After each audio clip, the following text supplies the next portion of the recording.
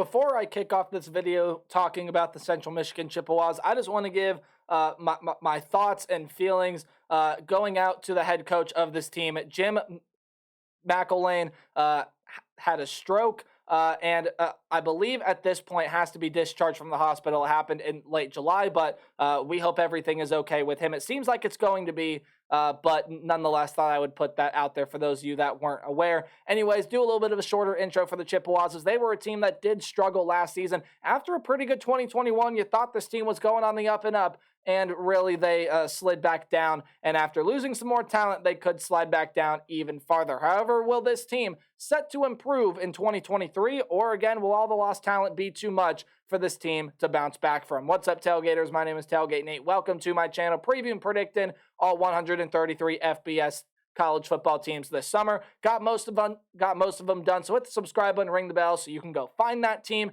and so you can see my videos and thoughts during the season as well. But there are more ways than that for you guys to help me support my channel. Hey, you're doing one right now by watching the video, and you can do more by liking, commenting, sharing, and anything else you guys are willing and able to do to help me support my channel. So let's talk about the Chippewas here in 2023. But we got to know how we do things around here first. We go through a roster overview, look at who the team lost, who's coming back, and who's coming in through the transfer portal and recruiting class, as well as taking a look at the 2023 Chippewa football schedule, and we'll give it a game-by-game preview and prediction. So without further ado, let us talk about Central Michigan, the Chippewas, here in 2023. Again, there is a lot of talent leaving this team, but you got a lot of good pieces coming back. We'll talk about them when they get there. Now, offensively for this team, it might be a struggle this year as there is a lot of really good talent leaving it. One of those really good talented pieces is Daniel Richardson, the quarterback over the past couple of seasons. 1,988 yards, 15 touchdowns, 5 interceptions last season.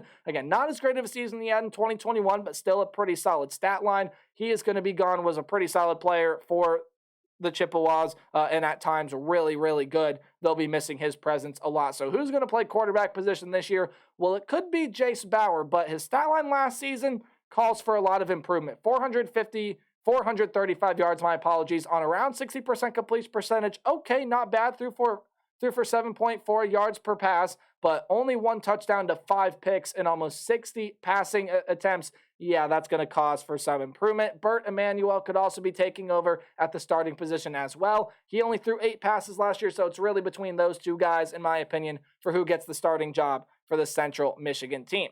Let's take a look now at the running back room, as you do lose a star. Did not have as good of a season as he did in 2021. In fact, took a big decline, but still a really good player in Lou Nichols. 616 yards, 6 touchdowns from last season, so he is going to be gone. However, Bert Emanuel at quarterback, he's definitely the more mobile option, although both of the quarterbacks are pretty mobile. He was second leading on the team, 7.4 yards per carry, 496 yards, 7 touchdowns for him. So, but who does come back to this team? Well, Miles Bailey is coming back, had 176 yards and no touchdowns. And then Marion Lukes, not Dukes, my apologies.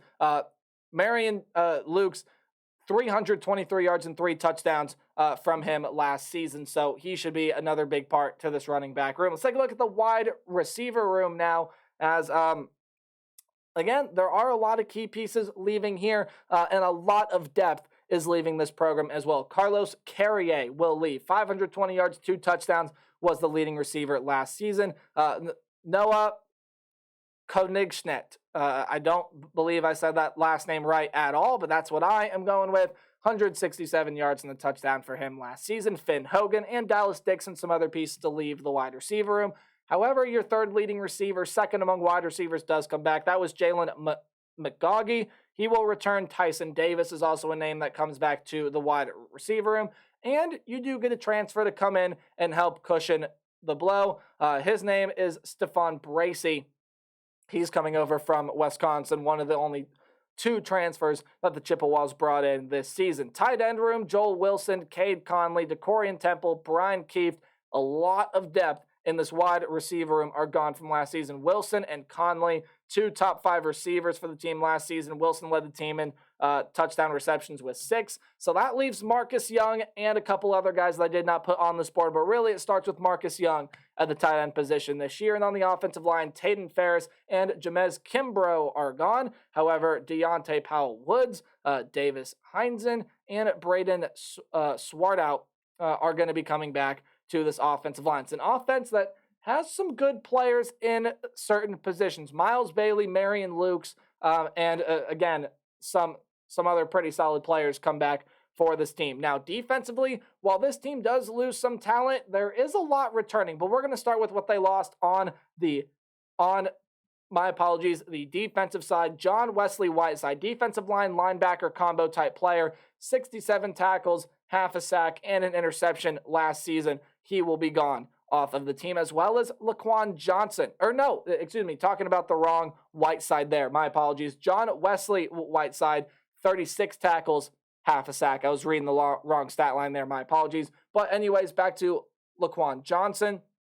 Only 11 tackles, but 3.5 sacks for him last season. So who does come back? Well, Robbie Stewart, Jaquez Bristol, and Quindario Lee will be coming back to this team. Again, some pretty solid players returning to the defensive line, as well as guys like Michael Heldman and Jason Williams, among others. Linebacker-wise, Thomas Nkum is going to be gone. Had 11.5 sacks last year. That led the team. Was a top 5 tackler with 57 tackles. But other than him, which again, very substantial loss, there is a lot of talent coming back. Kyle Moretti, 92 tackles, 3 sacks last season. He comes back, was the leading tackler. Here's the right Whiteside this time. Justin Whiteside was the linebacker, 67 tackles and a half a sack last season. Dakota Cochran and Nick Apps coming back to the linebacker room as well. And in the defensive back room, Ronald Kent is gone, 55 tackles and 10 passes defended last season. However, Dante Kent, 15 passes defended last season. Yeah, he comes back. Trey Jones is back after 85 tackles, 2 interceptions last season. The Javion Stephanie, Jaden Davis, Javarius Sims, and Caleb Spann. So a lot of returning talent on the defensive side. It's just a whether or not of their offense can carry the weight. There are a lot of good defenses here in the Mid-American Conference that they're going to have to try to outpower. Your head coach is Jim McElrain. Again, we hope everything is well with him. Offensive coordinator Paul Petrino. Defensive coordinator Rob Ackey. As now we take a look at the Chippewa schedule for 2023. Any game at home is going to be underlined, while any game on the road will be in italics or the slanted text. Any game in green is a game that I think the Chippewas are going to win fairly easily. Any game in yellow is a game that, back and forth, 50-50 type game, but the Chippewas still going to be able to win, while red is a loss. You start out your year in non-conference play with a lot of very tough games. You got to go on the road to play Michigan State, and even though the Spartans did not have the best of seasons last year, and entering 2023, there is a big question mark of who is going to play quarterback for that team, who steps up in place of a lot of the lost talent in the wide receiver position there. Now, running back wise, defensive wise, that should still be a pretty solid team, especially defensively, and defense will do enough. Both these teams have question marks on offense, but Michigan State's offense, I think, is more poised to do damage to the Chippewa defense than the Chippewa offense is to the Spartan defense, so the Spartans win that game. At home against New Hampshire should be a win for the Central Michigan team, so I am calling that a win for the Chippewas here in 2023. New Hampshire out of the FCS ranks, so the Chippewas, I think, will get a win there in week 2. You got to go on the road to play Notre Dame here, and you're just not going to win that game. The Fighting Irish added Sam Hartman. There's a lot of explosiveness on offense and some really good talent on defense as well. So that's not a game that you're going to be winning, Chippewa fans. Sorry, but that is just not going to be a win in week 3. Week 4 on the road against South Alabama. Chippewa fans, you might be sitting there saying, okay, we can beat this team. But when you start to dig deeper into South Alabama, you'll find pretty quickly that that's one of the better teams, if not the best team in the Sun Belt Conference. There's a lot of returning talent there, especially Carter Bradley at quarterback. Had a really good year last year and could be even better in 2023. Offensive skill position-wise, there's a lot of talent. Defensively, a ton of talent there as well. That will be a game that I don't think will be really close. So South Alabama wins that game against Central Michigan. So you're 1-3 now as we enter conference play, and you get a home game against Eastern Michigan. Now, the Eagles are going to be really, really good this season. Quick water break. Give me a minute. Apologies for all the silence, but you got to stay hydrated. It's important.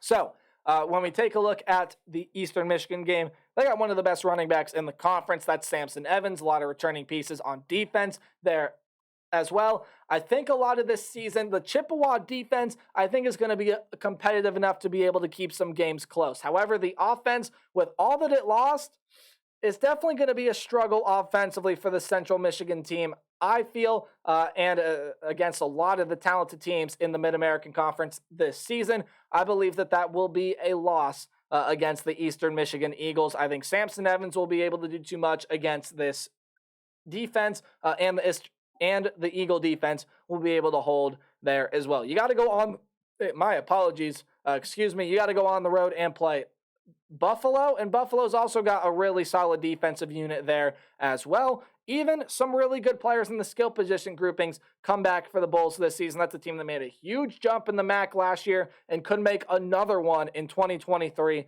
That'll be a loss when you have to go play the Buffalo Bulls. However, your second win of the season will be coming against the Akron Zips. Again, that's a team that's sat at the bottom of the Mid-American Conference for so long. When will Akron finally start to rise? Well, I don't think it is going to be this year. I still think it's going to be a struggling year for the Akron Zips, so that will be a loss for Akron, which makes it a win for Central Michigan. You get win number 2 on the season. On the road against Ball State is up here in Week 8.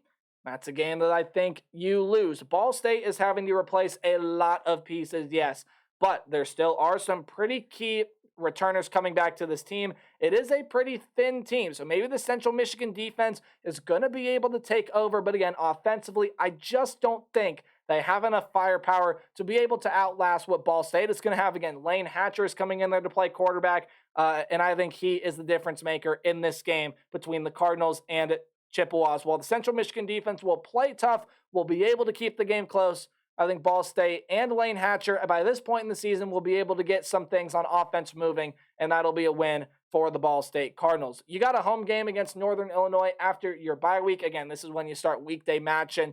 It's Halloween. Ooh, spooky things can happen on Halloween. Does Central Michigan pull an upset here? Again, Northern Illinois was a team that struggled last season, but there are factors to that. There were a lot of injuries to the team last season, most notably to Trayvon Rudolph, the really good wide receiver. He comes back. He'll be one of the best wide receivers in the MAC this season. Quarterback position was not all that consistent, so you're going to have more consistency with Rocky Lombardi at the quarterback position. Some good players on defense return as well. Northern Illinois has all the makings to be a much, much, much improved team in the Mid-American Conference this season. That will be a loss for the Central Michigan Chippewas. It'll also be a loss against the Western Michigan Broncos. Again, much like Ball State and Central Michigan, it's a team that lost a lot, and it lost a lot on the defensive side of the ball as well. Again, Western Michigan may need to try to get some things moving. That is definitely a team that may struggle here in 2023. However, I believe Western Michigan has the coaching with Lance Taylor and the talent to keep a lot of games competitive this season. I think they're going to fight. I think they're going to push through. I think they're going to be able to beat their in-state rival in the Central Michigan Chippewas, be able to outpower that defense. That returns so much talent in Western Michigan will win that game. And then you got the two best teams in the Mid-American Conference to close it out. You will not win either one of these games, in my opinion. Ohio returns Curtis Rourke, a really good set of skill position players, and a lot of talent on defense as well. So that'll be a loss for Central Michigan. Too much offensive firepower, to say the least. Same thing with Toledo. There are very few teams in the Mid-American Conference that can slow down the Rockets in 2023, or I should say that can stop them, much less slow them down. That's even going to be a really hard thing to do. Stopping them, yeah, good luck to the Chippewas. They have the defensive talent to be able to slow them down, but I don't think they'll be able to stop them, and I don't think the offense can get through that defense that also returns a lot of talent. So that'll be a loss for the Chippewas, leading them to a record of 2-10. Yes, it is another path back down the ladder. I believe this was a 3-9, 4-8 team last season. Now, the defense has a lot of talent to be able to elevate that record up to maybe a 5-7, possibly a 6-6 type range. but I don't think they make a bowl game just because of how much that offense is needing to replace. So the Chippewas' defensive talent, we'll see what the offense is made of, but I got them really struggling in the MAC this year at 2-10. Let me know your thoughts in the comment section down below, and as always, remember to play hard but tailgate harder. See you guys in the next video. Goodbye.